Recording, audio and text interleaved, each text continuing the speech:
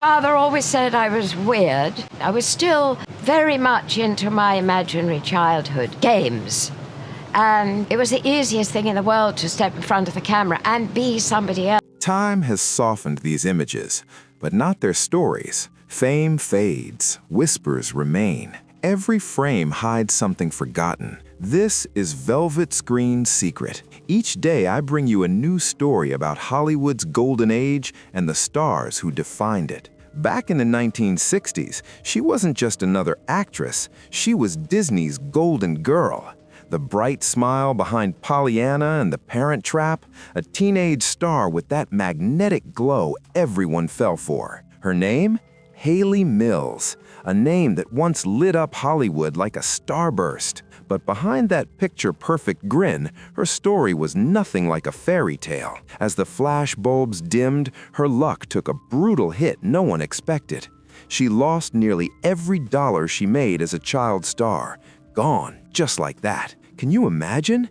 Years of fame and hard work, all wiped out in an instant. Then came a love story that had everyone talking. She married a man 33 years older, shocking fans everywhere. What started off like a dream romance slowly turned into something darker, a relationship built on control and heartbreak. After that, she went through one emotional storm after another, leaving her with deep scars no one could see. The world adored Disney's sweet princess, but behind closed doors, Hayley was fighting battles of heartbreak, loss, and survival that few knew about. Born Hayley Catherine Rose Vivian Mills on April 18, 1946 in London, she came straight from what many called British theatre royalty. Her father, Sir John Mills, was a screen icon known for Great Expectations and Ryan's Daughter. Her mother, Mary Hayley Bell, was a respected playwright and novelist, and her sister, Juliet Mills, caught the acting bug too. What a family of stars! But even in a house full of fame, Hayley's story burned brighter and more painfully. Art wasn't just in their blood, it was the heartbeat of their entire world. Hayley's childhood was this wild mix of freedom and discipline, wrapped up in the colorful chaos of her family's lively farm. She'd run barefoot through the grass, watching her parents spin creativity into magic. And somewhere in that magic, she found her own spark for performing. But everything changed when she was sent off to boarding school. The open fields were replaced by cold walls and even colder rules. That free spirit inside her began to fade fast. In her memoir, Hayley opened up about something that shook her fans to the core. She wrote about how a priest at that school tried to exploit her innocence, offering her a role in the school play in exchange for something deeply wrong. That moment crushed her sense of safety forever. For a 12-year-old girl, it was a brutal awakening, a realization that not everyone who smiles has good intentions. Behind the perfect Disney glow was a young girl quietly breaking on the inside, battling anxiety, fear, and loneliness. Her escape? Books. She found comfort in stories, especially Catherine by Anya Seton, a historical romance that gave her a tiny window into another world, a world where she could finally breathe and feel free, even if it was only in her imagination. Then came her teenage years, and with them the flutter of first love. Here's the twist. She had a brief, innocent connection with none other than George Harrison of the Beatles. It didn't last long, but it shocked everyone who thought Disney's sweetheart was untouchable. That spark proved Hayley wasn't just a polished Hollywood image. She was a real girl, chasing her own feelings, her own dreams, and her own kind of freedom. Beneath all the glitter and fame was a real girl, full of emotions, curiosity, and the hunger to understand who she was meant to be. Her world was one big contrast, an artistic home exploding with creativity, a strict boarding school that taught her harsh lessons, and the confusing rush of those first teenage crushes. Every piece of it shaped Hayley into someone special, delicate but fearless, sweet but unshakably strong. Then fate decided to flip the script, and it all happened by pure accident. At just 12 years old, Hayley landed her very first movie role in Tiger Bay, 1959, a small British indie film that would change her life forever. She thought she was just tagging along to act with her dad, since her father, Sir John Mills, was in it too, completely unaware that this little project was about to launch her into global stardom. When the cameras started rolling, something incredible happened. That shy schoolgirl with the cheeky grin and those big, endearing teeth suddenly became magnetic on screen. Her emotions felt so raw, so real, that critics couldn't stop talking about her. But here's where the story takes a wild turn. A copy of Tiger Bay somehow found its way into the hands of Walt Disney himself, and that single moment flipped her destiny upside down. Right around that same time, Disney was hunting for a fresh, youthful face for his next big film, Pollyanna. So he sat down in his private screening room, started watching Tiger Bay, and halfway through, boom, he stopped the reel, totally captivated. He turned to his casting team and said one line that would change Hayley's life forever. "Find me that girl." Here's the twist. Little Hayley had no idea who Walt Disney even was. In her memoir, she confessed she didn't understand that Disney wasn't just a name, it was an empire. She didn't realize that the gentle man with the thin mustache sitting across from her was the genius behind Mickey Mouse, a cultural titan who ruled Hollywood. To little Hayley, she was just a kind, soft-spoken man who believed in her magic, and she had no clue that belief would make her one of Disney's brightest stars ever. Not long after, Hayley got the invitation that would flip her entire story upside down, a private meeting with Walt Disney himself at his London hotel suite. And wow, what a scene it was! Hayley walked in with her parents, her brother, and even their little Pekingese dog, a little gift from none other than Vivien Leigh and Laurence Olivier. Talk about star connections. But the meeting didn't start off picture perfect. The poor pup couldn't stop peeing on the fancy carpet, throwing the whole family into chaos while everyone scrambled to clean up the mess. And what did Walt do?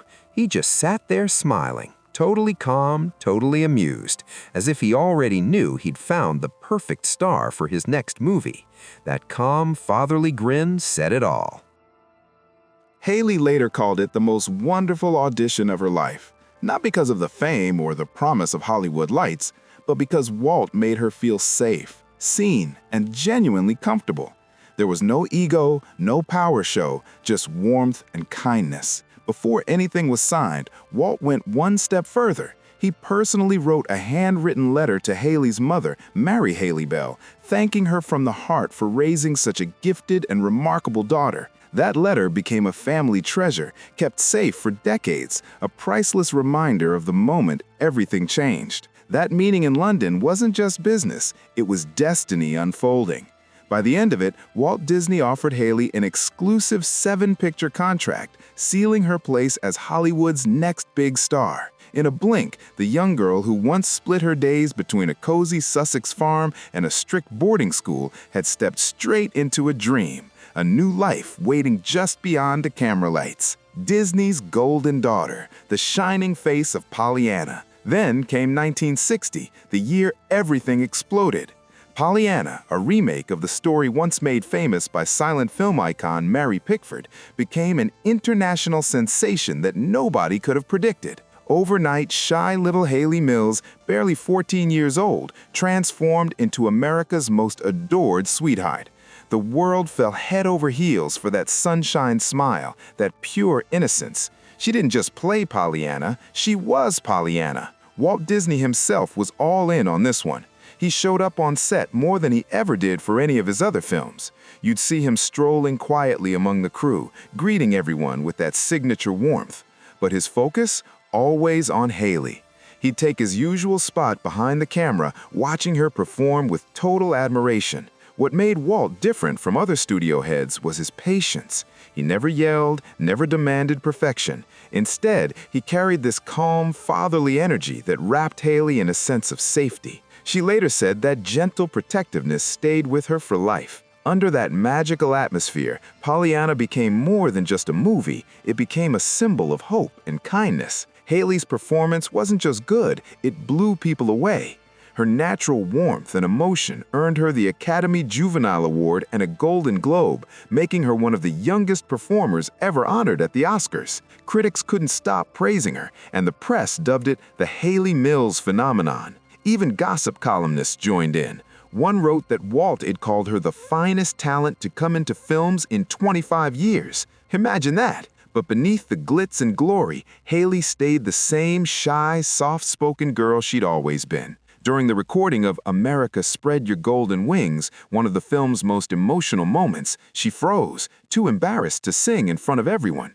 It was a raw, human moment that reminded everyone that behind Hollywood's golden glow stood a real young girl, still humble, still learning, and still holding on to her innocence while the whole world watched. Walt Disney personally took Hayley under his wing, coaching her through every nervous moment. He'd quietly adjust the set, offer gentle encouragement, and calm her shaky nerves until she finally sang with full confidence. And when Pollyanna premiered, it was nothing short of pure magic. The movie didn't just meet expectations, it shattered them. Hayley's fame exploded overnight, so fast the Disney studios started receiving more than 7,000 fan letters every single week. She wasn't just a rising star, she was a worldwide phenomenon. Fans went absolutely wild for her. One admirer even mailed her diamond rings, while another offered her an actual otter as a bathtub pet. Can you believe that? But as soon as Hayley flew home to England, the Hollywood sparkle disappeared in an instant. There were no red carpets waiting for her, just school hallways, cafeteria trays, and strict boarding school routines. She'd line up for plain meals like everyone else, wear the same stiff uniform, and follow the same rules as all the other girls. No fame, no special treatment, just normal life, homework, discipline, and structure. That wild contrast between superstar and student made her Pollyanna success feel almost unreal, like a dream she'd wake up from. To America, she was a living symbol of optimism, bright, kind, and unshakably hopeful. People adored her because she represented innocence at a time when the world desperately needed something pure to believe in. And just like that, before she even turned 15, Hayley Mills was officially Hollywood's newest A-list sensation. But Walt Disney wasn't done testing her talent just yet, not even close.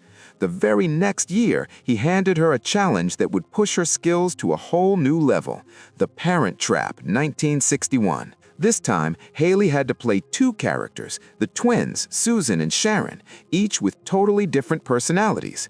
The real trick, both girls had to appear in the same scenes, talking, arguing, and pulling pranks, all captured with mind-blowing precision and camera wizardry. It required flawless timing, and Hayley absolutely nailed it. Hayley flipped between the fiery, sarcastic Susan and the calm, sweet Sharon so flawlessly that audiences actually forgot there was only one actress playing both roles. It was pure movie magic. The Parent Trap exploded at the box office, becoming one of Disney's top 3 family hits of the entire decade. And it didn't just make Hayley a star, it turned her into a global icon for children's cinema. Even her catchy tune, Let's Get Together, became a surprise hit, shooting all the way into the Billboard Top 10. Not bad for a 15-year-old who wasn't even trying to be a singer. It was one of those lightning-in-a-bottle moments, pure Disney magic that you just can't plan. The Parent Trap sealed her spot as Hollywood royalty. Hayley Mills wasn't just Disney's favorite face anymore, she was a full-blown powerhouse. While other teens were stressing over homework, Hayley was carrying blockbuster movies on her shoulders and doing it all with effortless charm and grace. When she signed that 7-picture contract, Disney knew they were holding something rare, a real diamond in the rough. And with each film, they kept polishing her shine, pushing her talent into new territory. In Search of the Castaways, 1962, Hayley proved she could handle adventure just as fiercely as she handled emotion, diving headfirst into wild, stormy action scenes that kept audiences glued to their seats. Then came Summer Magic, 1963, where Disney let her step into a gentler, more mature light, showing glimpses of the young woman she was becoming. By the time That Darn Cat hit theaters in 1965, she was back in her playful groove, full of spark, mischief, and that signature Hayley charm that everyone loved. 3 totally different films, 3 totally different vibes, and she crushed every single one. She wasn't just a child star anymore. She had officially earned her crown as Disney's Golden Girl. But even the brightest magic doesn't last forever. Hayley was growing up. Her face, her body, her emotions, everything was changing. And soon, that shift would challenge not just her image, but her entire place in Hollywood's perfect fairy tale world. But here's the problem. The audience didn't want Hayley to change. They wanted her frozen in time, the same sweet, innocent girl from Pollyanna smiling forever under Disney's golden glow. The studio had built such a pure image of her that it left no room for the real Hayley to breathe. She had to keep playing the cheerful, wholesome girl next door, even when off-screen she was evolving into someone completely different, a young woman filled with curiosity, emotion, and quiet questions she couldn't express out loud. She started asking herself the toughest question of all: who am I, really? That inner tug-of-war became her silent battle, the adored image millions loved versus the real person hiding beneath it all. And the craziest part? Nobody saw it happening. While the world saw Disney's golden star shining bright, behind that light was a girl trying to understand her own identity in a world that wanted her to stay a child forever. Ironically, right in the middle of that inner storm, Hayley's career hit its most powerful peak. Her success didn't flash and fade like most child stars. It burned steady and strong, lighting up the first half of the 1960s. From 1960 to 1965, she wasn't just another young actress. She was the heartbeat of Hollywood. The entire Disney brand seemed to revolve around her. Her glowing face, her gentle voice, her radiant innocence. Those were her golden years. From 14 to 18, Hayley Mills was everywhere. Thousands of fan letters poured in every single week. Every film she touched became a hit. Parents adored her wholesome image, kids saw her as a role model, and the entire world couldn't get enough of that perfect Disney girl next door. But Hayley wasn't just starring in family films, she was defining them. She became a living symbol of warmth, purity, and comfort in a world desperate for something good to believe in. Her presence on screen made people feel safe, but that same perfection slowly became her prison, because deep down she was changing, and Hollywood didn't want to see it. Then came the turning point that shocked everyone. Just as her fame hit its highest peak, Hayley made a bold move. She decided to grow up, even though the industry wasn't ready to let her. After her long Disney chapter, she stepped into a brand new world with The Family Way, 1966, a film that shattered every expectation people had of her. This wasn't Pollyanna anymore, and it definitely wasn't the playful twin from The Parent Trap. In this movie, Hayley stepped fully into adulthood, showing raw emotion, real struggle, and even intimate vulnerability that no one had seen from her before. It was bold, it was daring, and it made headlines everywhere. The public was stunned, the press couldn't stop buzzing, but the critics, they saw something different. They saw a young woman breaking free from her golden cage and finally becoming herself. Critics saw something powerful, the transformation of a girl once adored by millions into a serious actress. From that moment on, Hayley's story began to quiet down, not because she faded away, but because she finally started walking her own path. No more chasing the sparkle of childhood fame. This time, she was chasing something deeper, her own truth. Her fame didn't vanish, it evolved. Slow, steady, and graceful, Hayley's success matured into something solid, something lasting. She moved through television, indie films, and stage productions with the same fire and dedication that had fueled her since she was that bright-eyed kid in Pollyanna. Everyone who worked with her said the same thing. She was always punctual, disciplined, humble, and kind. No drama, no ego, just pure professionalism. She'd grown up under the brightest lights in the world, but never once turned her back on them. And that loyalty came full circle in the year 2000, when Disney honored her with the prestigious Disney Legends Award. It was a truly poetic moment. From the little girl Walt Disney had once singled out with the words, "Find me that girl," to the accomplished woman now being celebrated as one of the studio's true legends. The same company that once shaped her childhood dreams now stood to applaud the confident, classy, and timeless woman she had become. It was a moment of pride, proof that she hadn't just survived Hollywood, she had mastered it. But here's what's beautiful. Hayley never really disappeared from Hollywood. She just learned how to stand in the light differently. She wasn't the smiling child who once made history anymore. She'd become something stronger, a calm, grounded artist who showed the world that early fame might come by luck, but a real career takes a lifetime to build. She didn't chase the spotlight anymore. She simply let her talent do the talking. But even behind all that grace and professionalism, another chapter of her life was about to open, one filled with emotion, passion, and yes, controversy. It all began in 1966 when Hayley stepped onto the set of The Family Way. She was just 20 years old, stepping into adulthood both on screen and off. That's when everything started to shift, because that's when she fell in love, and from that moment on, nothing about her life or her image would ever be the same again. To the world, Hayley was still Disney's eternal sweetheart, the bright-eyed Pollyanna, the playful twins Sharon and Susan from The Parent Trap, the pure-hearted girl everyone thought they knew. The public refused to see her grow up. They wanted her frozen in that golden light forever. But off-screen, Hayley was no longer a child. She was a woman stepping into real life, real feelings, and a love story that would shake her image to its core. Behind that shiny, innocent image was someone quietly trying to figure out what adulthood really meant.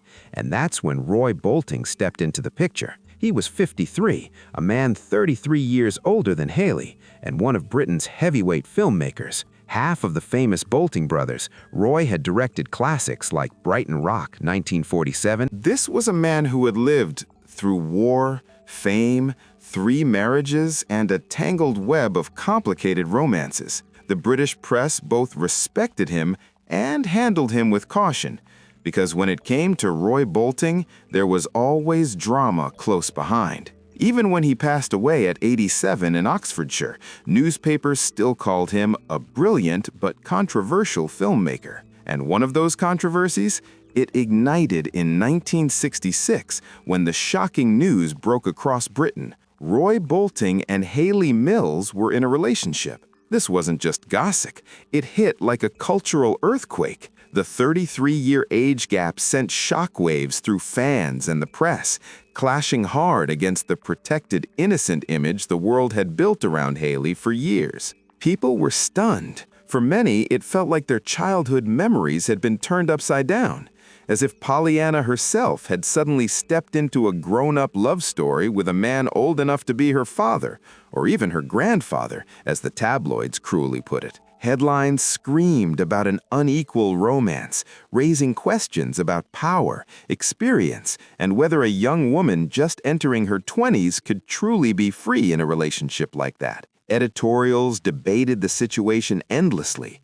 Some worried Hayley was losing the purity and innocence audiences had cherished for so long, while others argued she was simply living her life. The reaction was intense. Fans flooded Disney studios with letters, some expressing disappointment, even anger, saying they felt betrayed by their childhood idol. Others, though, defended her fiercely, pointing out that Hayley was a grown woman and didn't need anyone's permission to love who she wanted. The whole debate revealed something deeper, how tightly the public had clung to the idea of Hayley Mills. To them, she wasn't just an actress, she was a symbol of childhood, innocence, and comfort. Watching her step into adulthood, especially in such a controversial way, felt like watching that symbol slip away forever. But for Hayley, this wasn't rebellion, it was reality. And she was ready to face it, no matter what the headlines said. There were plenty of people who stood firmly by Hayley's side. Loyal fans, close friends, and industry peers who believed she had every right to live her life as a grown woman, not as the frozen Disney image the world refused to let go of. To them, her private choices weren't up for debate. They didn't see her relationship with Roy Bolting as scandalous at all. They saw it as the natural connection of 2 creative souls who happened to meet at the right time. Inside Hayley's private world, the story was far quieter and far more real than the screaming headlines made it seem. She loved Roy not for his fame or reputation, but for his intellect, depth, and emotional warmth. He made her feel seen and understood, something she'd never truly experienced while growing up under the heavy glare of childhood stardom. For the first time, she wasn't the Disney girl or the perfect daughter. She was just herself, vulnerable, honest, and valued by someone who seemed to get her in a way no one else ever had. Roy, too, was open about their bond. In a 1998 interview, years after their romance had passed, he reflected on it with remarkable honesty. He said their connection existed on a level deeper than personality, and admitted that Hayley made him feel emotionally exposed, something rare for a man who'd lived such a long, complex life. Age, he said, was never a barrier to love. But he also confessed that the age gap had made him hesitate at first.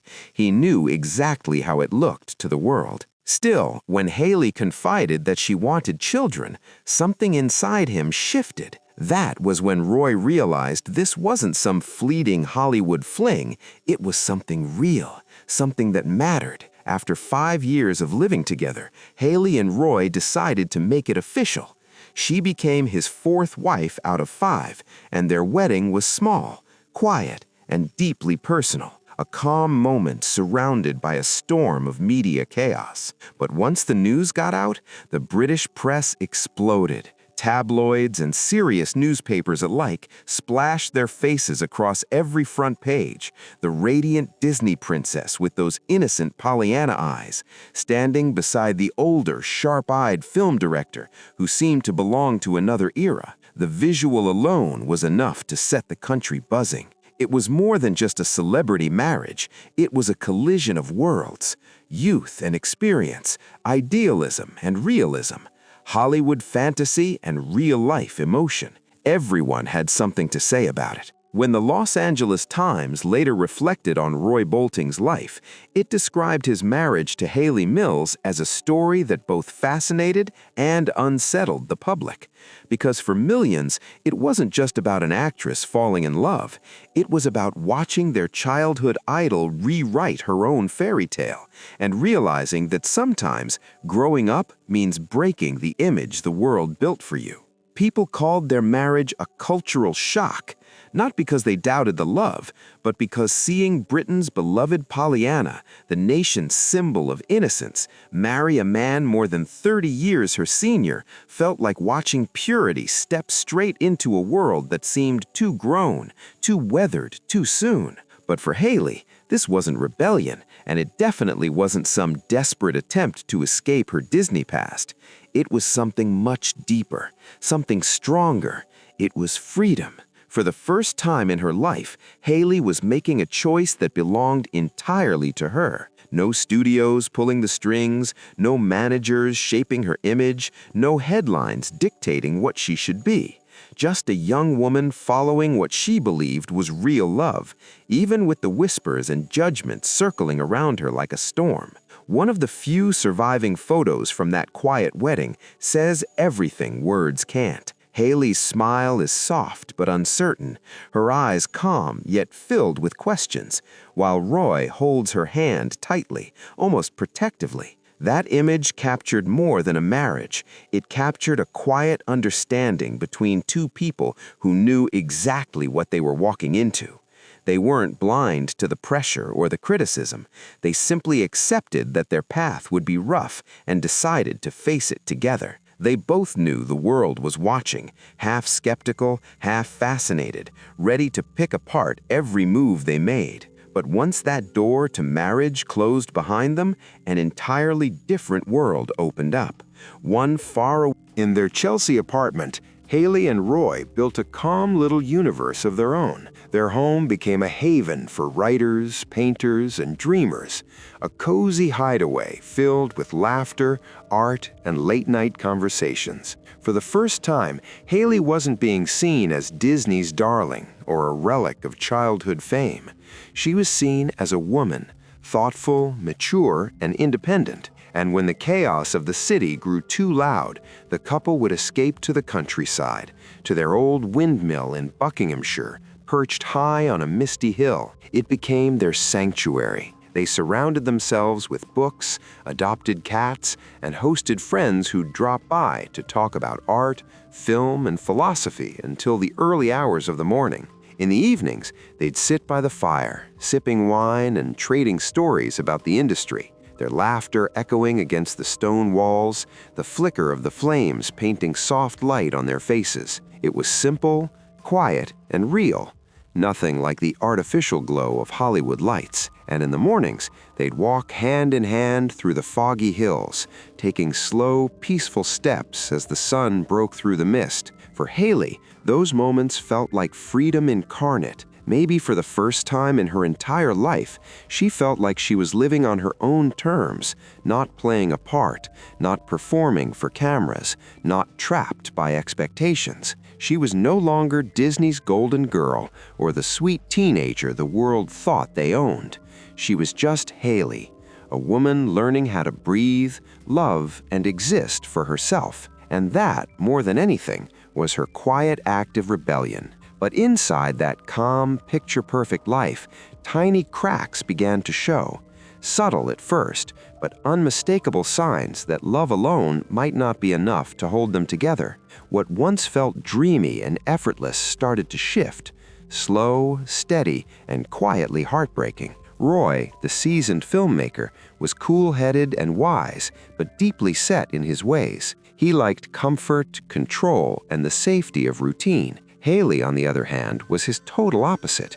Young, restless, full of curiosity, and hungry for change. After years of being boxed in by studios and shaped by Disney perfection, she wanted to move, to explore, to challenge herself and live freely. While Roy began to slow his pace, Hayley's energy was rising fast, two hearts moving to completely different rhythms, like songs that could never quite sync. He craved calm, she needed fire.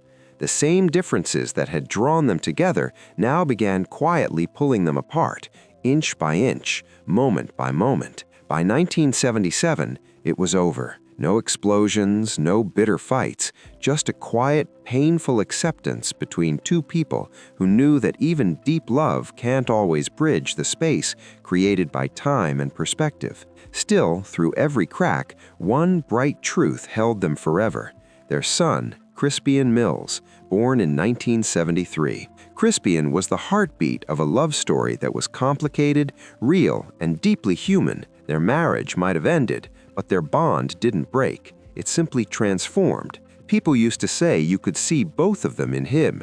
Hayley's artistic spark and intuition blending perfectly with Roy's quiet intellect and reflective soul. Crispian grew up between two worlds, the buzzing, creative energy of their Chelsea flat and the peaceful calm of the Buckinghamshire windmill. That mix shaped him deeply, and years later he poured it all into something brand new, music that would flip the British scene on its head. By the 1990s, Crispian Mills was leading Kula Shaker, carving his own lane far from the Britpop mainstream of Oasis and Blur. He mixed psychedelic rock with Indian influences, sitar sounds, mantra-style lyrics, and hypnotic Eastern textures. That fearless fusion gave him a signature sound, one that felt both ancient and fresh, mystical and electric at the same time. For Hayley, her son's rise wasn't about fame or legacy. It was about talent and grit. She always said he climbed on his own merit,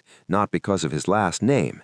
She didn't need to brag or take credit. Her pride was quiet but powerful. Whenever she spoke about Crispian, her voice carried this calm, glowing admiration, a mother's respect for a man who built something authentic. No shortcuts, no favors, just hard work and passion. After her marriage to Roy Bolting ended, Hayley stepped into what she later described as the quiet void after an earthquake, a silence that didn't harden her, it healed her. That space helped her see clearly what she needed next. Not another director, not another teacher, but a partner. Someone who'd walk beside her, not lead, not control. And she proved it, not with words, but with choices, through long West End nights under the theater lights, through heavy backstage moments when she questioned if her career still had life left in it. Hayley kept pushing forward.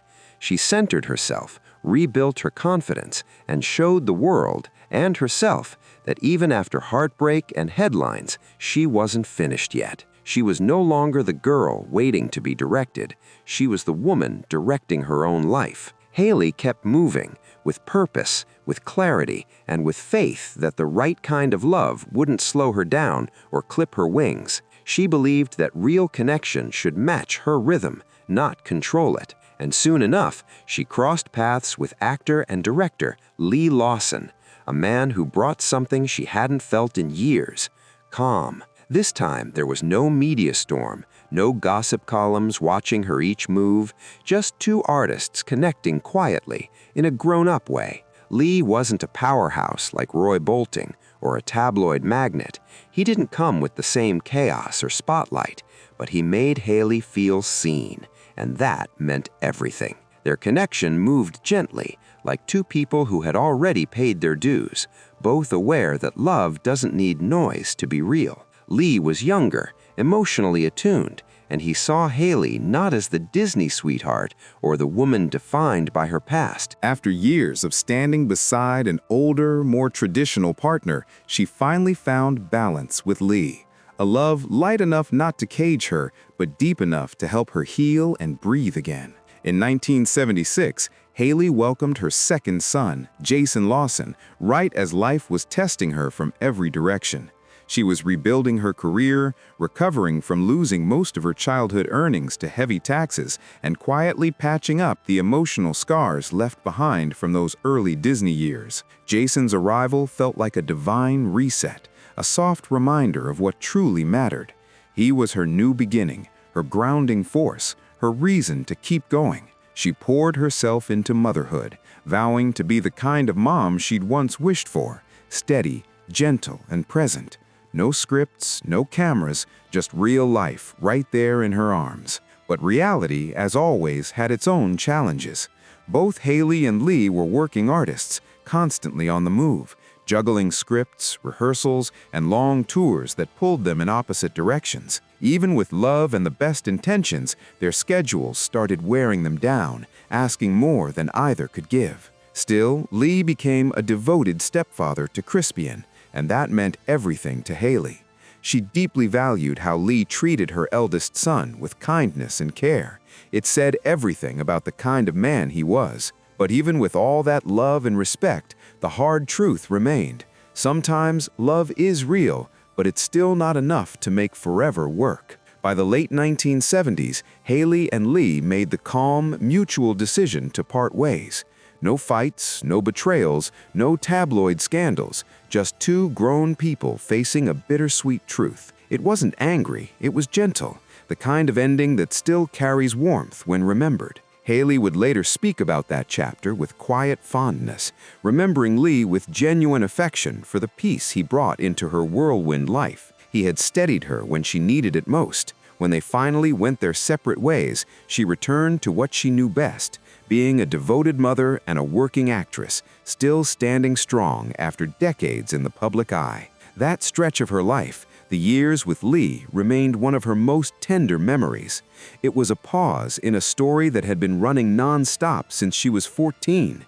For once, things had slowed down enough for her to breathe, reflect, and rebuild. After saying goodbye to Lee Lawson, Hayley stepped into a new, more centered stage of her life.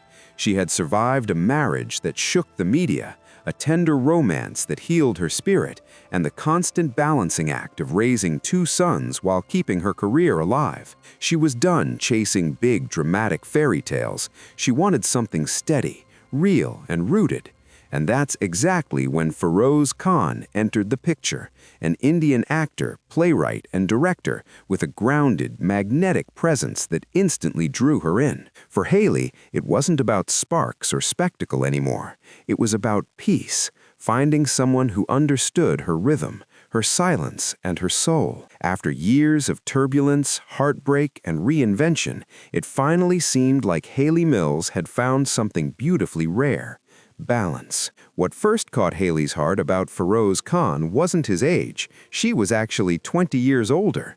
What drew her in was his stillness, his honesty, and the deep respect he showed her, not as the Disney girl, but as a real artist, still evolving, still chasing life on her own terms. Their connection unfolded so naturally it felt like destiny. No drama, no chaos, no tabloids waiting to pounce like before.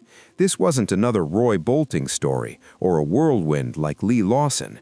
It was quiet, balanced, and beautifully human. Fur came into Hayley's life right when she needed someone who could do something incredibly rare: listen and stay. He didn't try to lead her or shape her. He didn't want to control or rescue her. He simply stood beside her, steady, grounded, and unwavering, giving her space to breathe and just exist as herself. Since 1997, they've stayed together, solid, low-key, and unshakable.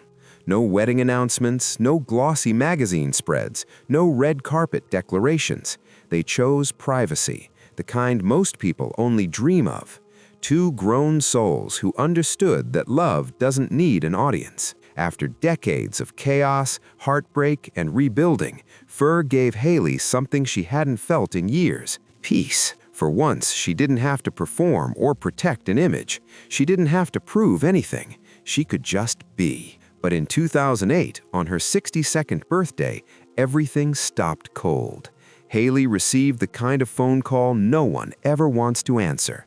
The doctor telling her she had breast cancer in both breasts. She later said that her first reaction wasn't panic, it was stillness, a strange, heavy calm, like the whole world had paused mid-breath. After everything she had already survived, fame, heartbreak, lost fortune, public scrutiny, now she was facing the most personal battle of all, the kind you can't see or script your way through. She went into surgery right away. And though it went well, the doctors told her the fight wasn't over. Next came chemotherapy. Hayley later described that time with brutal honesty.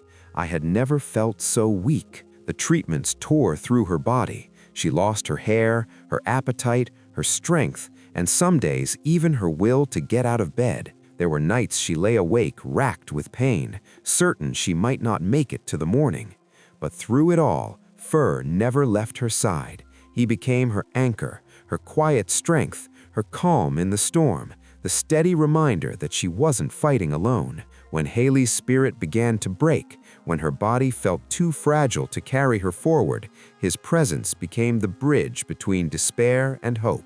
And when she hit her lowest point, when she truly thought she couldn't take another day, something inside her began to rise again. That same quiet resilience that had carried her since childhood started to return, stronger than ever. Then came a choice that left her doctors deeply concerned. Hayley decided to stop chemotherapy. She explained that she couldn't keep trading her dignity and her quality of life just to stretch out time. It wasn't about giving up. It was about taking back control. She wanted to fight her way, not as a patient lost in hospital routines, but as a person reclaiming her strength. So she turned toward alternative treatments, blending traditional medical care with natural therapies and emotional healing. It was risky, and everyone knew it, but Hayley felt she had to steer her own ship. She refused to let her battle define her or strip away the person she still was inside. And here's the incredible part. Even without finishing the full chemo regimen, her body began to respond. Through a mix of complementary medicine, close medical monitoring, and her fierce determination, Hayley's health slowly began to improve. It was a miracle built not on luck, but on courage. The same quiet strength that had carried her through every challenge since she first stepped in front of a camera. Feroz's love gave her peace, but Hayley's will gave her power. Against the odds, she kept moving forward, not as Pollyanna, not as a Disney star, but as a survivor who had taken her life back, one choice at a time. Slowly, Hayley began to recover, step by step, breath by breath. By 2012, she finally heard the words she had prayed for. No sign of cancer. It was a quiet, deeply personal victory. No flashing cameras, no red carpets, just Hayley, Feroz Khan, and her closest loved ones quietly celebrating a triumph that had cost her every ounce of strength she had left. That battle took as much from her as any heartbreak, scandal, or Hollywood storm she'd ever survived. But in return, it gave her something precious: clarity. Cancer didn't just change how she looked at her health, it completely reshaped how she saw her entire life. Hayley later confessed that her biggest regret wasn't about bold career moves or public controversies. It was about time she hadn't spent with her sons during those long years of filming and touring. That realization hit hard. The fight for her life forced her to stop, really stop, for the first time in over 50 years. It slowed her rhythm, quieted her chaos, and made her treasure every sunrise like a gift. She was still here, alive, standing strong, and living with a purpose that ran deeper than fame or survival. But while her battle with cancer had been brutal, it wasn't the first storm powerful enough to shake her entire world. Long before that, Hayley had faced another kind of devastation, one that didn't attack her body, but her future. It was a financial nightmare that almost wiped out everything she had ever worked for since her Disney days. While the world pictured Disney's golden girl living a life of luxury, the truth behind the scenes was anything but a fairy tale. Most people didn't know that every penny Hayley earned as a child star had been locked away in a trust fund, supposedly her golden ticket to financial freedom. Everyone said that when she turned 21, it would be her big payoff, the moment she could finally enjoy the rewards of all those years under the spotlight. But behind that trust fund was a ticking bomb. Her father, Sir John Mills, had managed her finances throughout her childhood, with good intentions but disastrous results. He'd placed her money into what looked like safe investments, but many of them collapsed. Some business ventures bled money, and even debts were quietly taken out in Hayley's name without her ever knowing. She had no clue that her secure future was already tangled in financial chaos. As the years rolled by, she stayed focused on her acting, completely unaware that the fortune everyone imagined she had was slowly slipping through her fingers. Then came the moment everyone had been waiting for: her 21st birthday, the day she was finally supposed to unlock the trust fund that held her childhood earnings. But when the paperwork was opened, her excitement turned into pure disbelief. Her lawyer broke the news that changed everything. The UK tax office had hit her trust with an unbelievable 91% tax rate, leaving her with almost nothing. Hayley was stunned. Everything she had earned, every long shoot, every film, every ounce of fame had vanished overnight. It was like watching her entire past disappear in a single sentence. Her lawyer even warned her that if she wanted to keep any of the remaining money, she'd have to leave England entirely. Imagine that.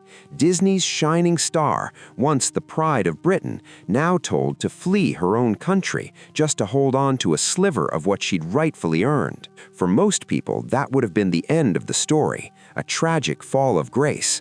But for Hayley Mills, it was just another test in a life defined by resilience. Because even when the world took everything from her, she never stopped finding a way to stand back up, stronger, wiser, and somehow still smiling. The explanation for Hayley's devastating loss was cold, bureaucratic, and heartbreakingly detached. Britain was still recovering from World War II, and sky-high taxes on wealthy earners were part of the rebuilding effort. But to Hayley, it felt like punishment, a cruel twist of fate that hit her right as she was stepping into adulthood. Imagine working your entire childhood under blazing studio lights, building dreams for millions, only to discover that your own dream had left you empty-handed. All that effort, all that magic, gone in an instant, replaced by a single brutal truth.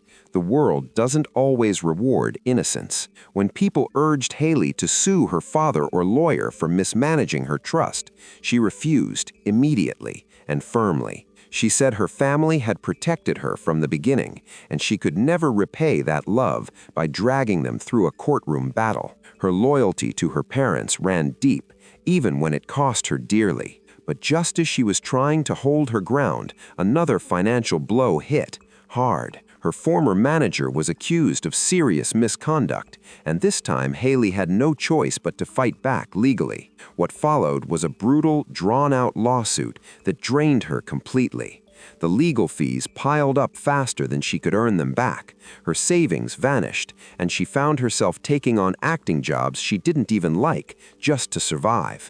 She later admitted that many of those roles weren't chosen out of passion, but out of necessity. Each time she stepped in front of the camera, she wasn't just acting. She was carrying the weight of a childhood built on other people's decisions and the shadow of a dream that had turned into debt. Then came the biggest battle of all, the legal war with the British government itself. It dragged on for 6 long, exhausting years. The first appeal? Denied. The second? Also denied. Each loss felt like another door slamming shut in her face, another reminder that the system that had once celebrated her was now working against her. But finally, in 1972, hope appeared. Her case reached Lord Denning, one of Britain's most respected judges, and for the first time, Hayley saw a flicker of justice. Denning ruled in her favor, declaring that she had already paid her taxes and the trust fund was rightfully hers. For a brief, shining moment, it looked like Hayley Mills had finally won back what was stolen from her childhood: the money, the freedom, the control. But just 2 years later, that victory was snatched away. In 1974, the House of Lords overturned the ruling, erasing Denning's judgment completely and taxing the entire fund back down to 0. In one final crushing blow, Hayley officially lost roughly £2 million, the modern-day equivalent of nearly $17 million. And here's the cruel part. She didn't lose it because she was careless or reckless. She lost it because of a system that swallowed her entire childhood fortune whole, compounded by mistakes made by the very people she trusted most. Years later, when she was asked about that devastating loss, Hayley said something hauntingly simple. "It was all gone before I even had a chance to touch it. The government stole my trust like pirates." That single sentence summed up everything. The pain, the betrayal, the helplessness of watching her life's work vanish into thin air. But what hurt her most wasn't losing the money. It was losing her freedom, the independence she'd been promised ever since the day she first stepped onto a Disney set. Her son, Crispian Mills, once told her something that stuck with her forever. You can't grieve something you never truly possessed. That truth hit deep. It became the invisible scar she carried for years, bloodless but painfully real. The entire tax case became a symbol of how fragile success can be, and how the world can strip away everything you built before you even realize it's gone. It was a lesson so harsh, so expensive, that no one would ever want to learn it the same way. But for Hayley Mills, it became another test of resilience, one that proved that even when the world took everything, she could still stand tall, rebuild, and find meaning beyond money, beyond fame, beyond loss. Just when it seemed fate had finished testing her, it hit Hayley with one more cruel twist, one that didn't touch her bank account this time, but her spirit. Back in 1961, when Hayley Mills won the Juvenile Academy Award for her dazzling performance in Pollyanna, she couldn't even attend the Oscars ceremony. She was still in boarding school, and her parents, wanting to keep her grounded, decided she should stay put. So Annette Funicello, another Disney star, accepted the award on Hayley's behalf. The miniature golden Oscar was later shipped to England and placed proudly in the Mills family home. It wasn't just a trophy, it was the symbol of everything Hayley had achieved. That little statue wasn't made of gold, it was made of meaning. It represented her hard work, her childhood, her identity as Disney's miracle girl. Only a handful of young performers in history had ever earned one.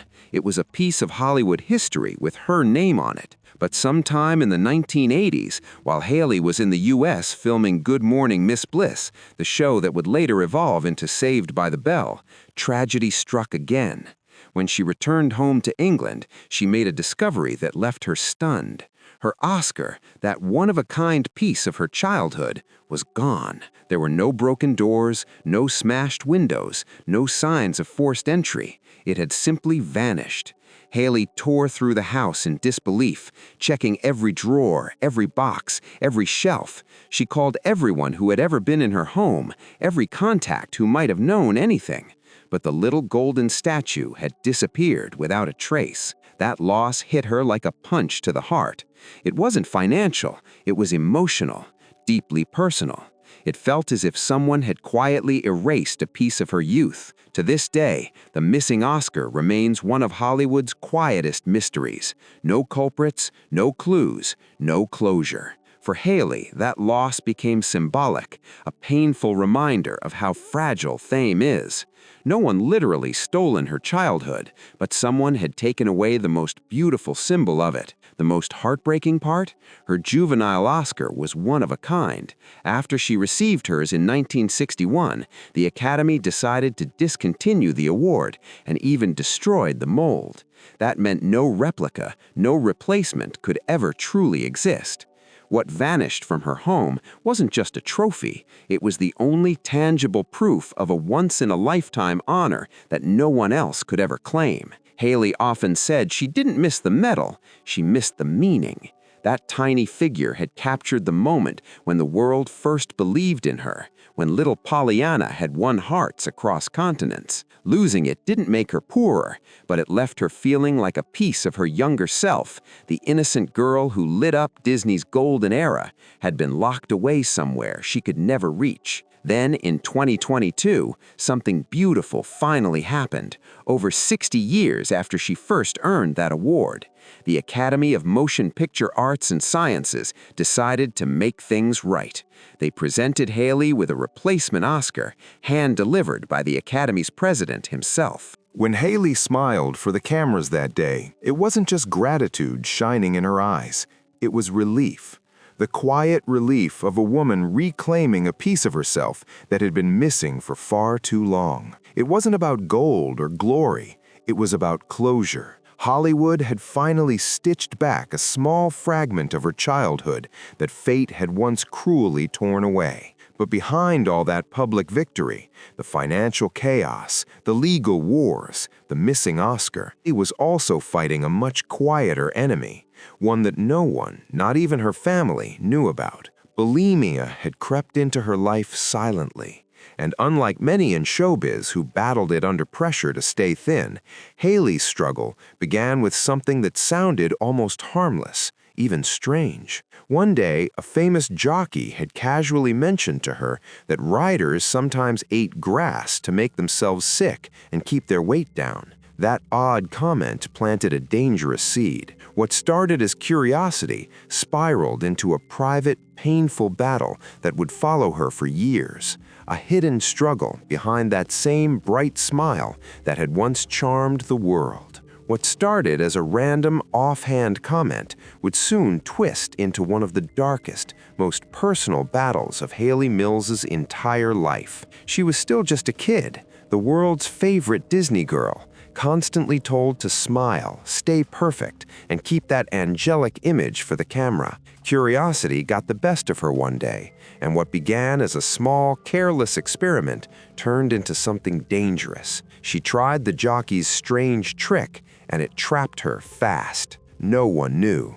Not her friends, not her family, not even Walt Disney himself. She hid it so perfectly that even the people who lived with her every day couldn't see what was happening. What began as a quiet, harmless habit soon snowballed into a secret addiction, and her body paid the price, hard. She became so thin she looked fragile, almost breakable. Her menstrual cycle stopped completely, and her skin broke out with painful acne that left her desperate for antibiotics just to keep up appearances. The industry expected her to stay flawless, but inside she was crumbling. The scariest part? In the late 1960s, the word bulimia didn't even exist in most medical circles. Doctors didn't recognize it, specialists didn't have names for it, and there were no support systems to turn to.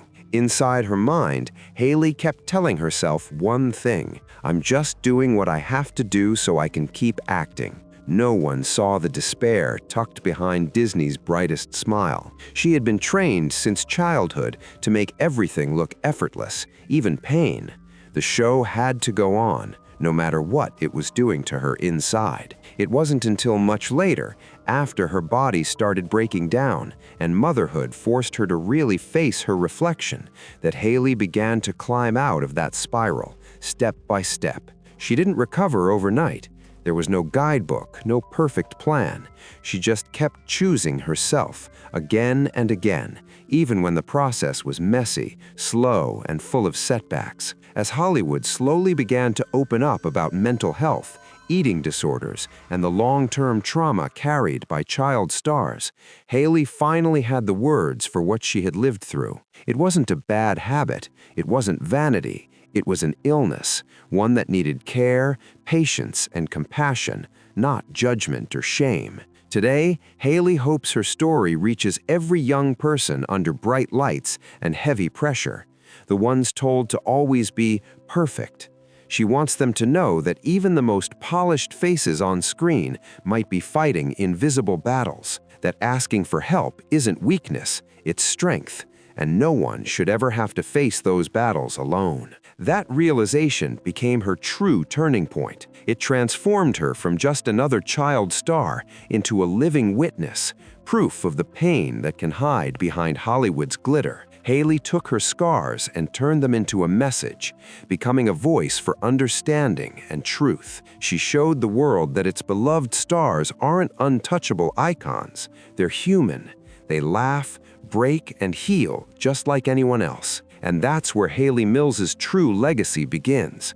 Not with golden statues or box office numbers, but with truth. She became a mirror reflecting an era when Hollywood didn't yet know how to protect its youngest talents. In the 1960s, she embodied innocence itself, that bright, honest optimism Walt Disney used to define family entertainment for a whole generation. Pollyanna, The Parent Trap, In Search of the Castaways, those weren't just hit movies, they were cultural touchstones, symbols of a world that believed in kindness, hope, and the idea that goodness could always win. But what makes Hayley Mills truly unforgettable isn't the sparkle we saw on screen, it's the private journey behind it. The girl who once carried Disney's golden glow became a woman who carried wisdom.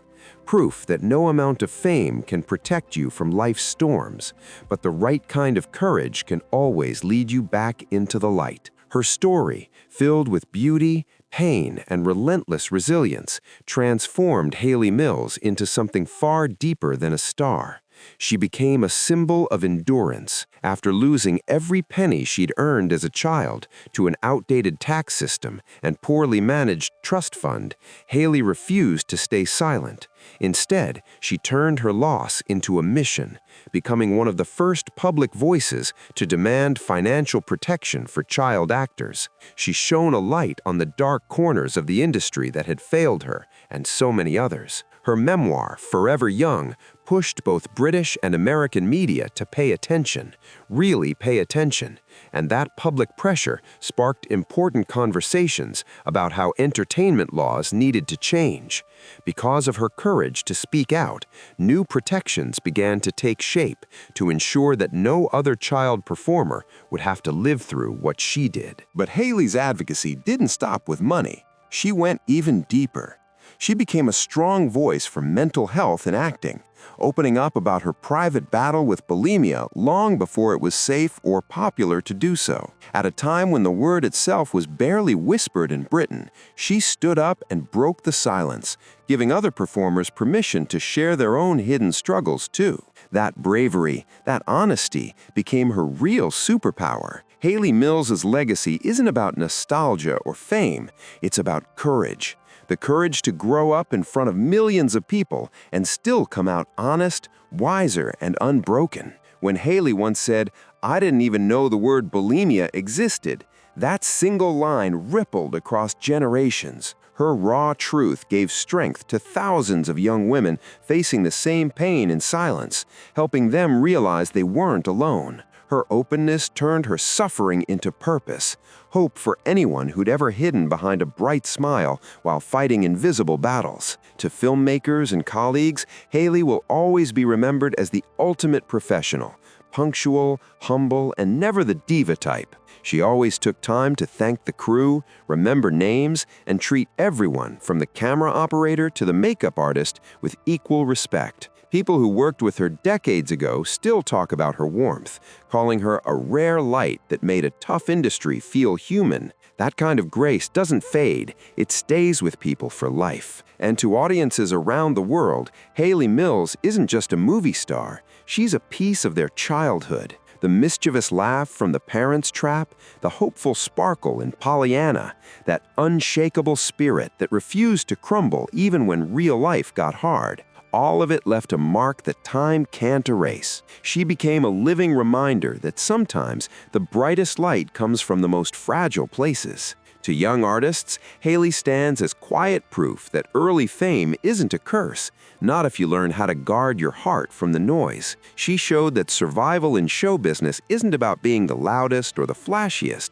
It's about holding on to your humanity while the world tries to script your every move. Wherever she stood, whether in Disney's golden classics, on a theater stage, or in front of a camera later in life, Hayley Mills has carried one message through it all. Kindness and endurance travel farther than any spotlight. Her real legacy isn't just a list of roles, it's the quiet strength she left behind in people's hearts. The fans who grew up with her, the generations discovering her now, they all still see a bit of themselves in that gentle light she's carried so effortlessly for decades. Now, as she nears 80, Hayley hasn't stepped away from the arts. She's simply chosen to move through them at her own rhythm. After those whirlwind Disney years, she never stopped working.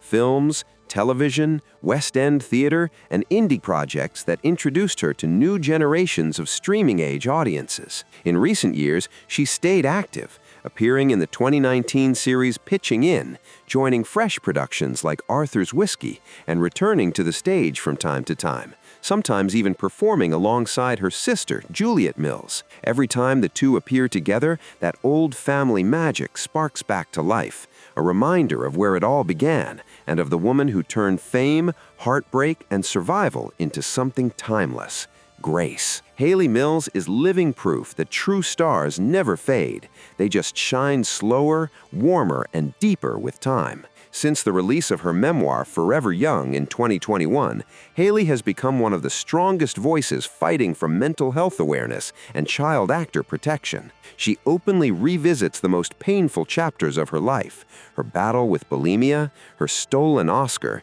the financial nightmare that erased her childhood earnings, and her long, exhausting fight against cancer. But Hayley doesn't share these stories for sympathy. She shares them as warnings, honest reflections meant to show the real cost of growing up under constant spotlight glare. These days, Hayley's world revolves around what truly matters most to her: family. She spends her time surrounded by her 2 sons, 5 grandchildren, and the partner who stood by her through her hardest battles. Her world is quieter now, but it's full of peace, laughter, and love, far removed from the chaos of studio sets and Hollywood noise. She may not appear in headlines as often as she once did, but her presence still lingers, at Disney reunions, in interviews about cinema's golden years, and in the hearts of fans who see her as a lasting symbol of resilience, innocence, and strength. If all you remember is Pollyanna or The Parents' Trap, you probably picture that bright smile and those curious, hopeful eyes.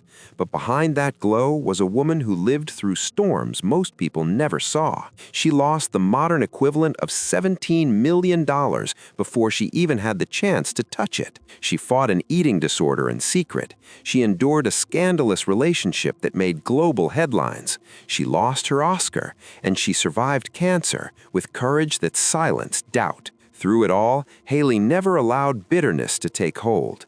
Instead, she met each challenge with quiet grace, never denying the pain, but never surrendering to it either. Every heartbreak, every loss, every wrong turn became a lesson, a reminder to grow stronger, understand herself more deeply, and choose compassion over regret. Today, Hayley lives at her own rhythm, steady, grounded, and content. She's proof that even someone raised in the machinery of fame can find balance, peace, and a real sense of purpose. You can come out of the storm, learn from it, and still walk forward with your head held high. Her life has been a long path of light and shadow, a mix of triumph and heartbreak that somehow shaped her into one of the most genuine figures in modern cinema. So, ask yourself, what part of Hayley's story stays with you most? Is it Pollyanna's radiant smile, the spark of mischief from the parents' trap, or the strength of a woman who endured loss, illness, and heartbreak, yet still chose hope? Share your thoughts in the comments below. If Hayley's story inspired you, don't forget to like this video, subscribe, and share it with someone who needs a reminder that even in the hardest moments, light can still shine through.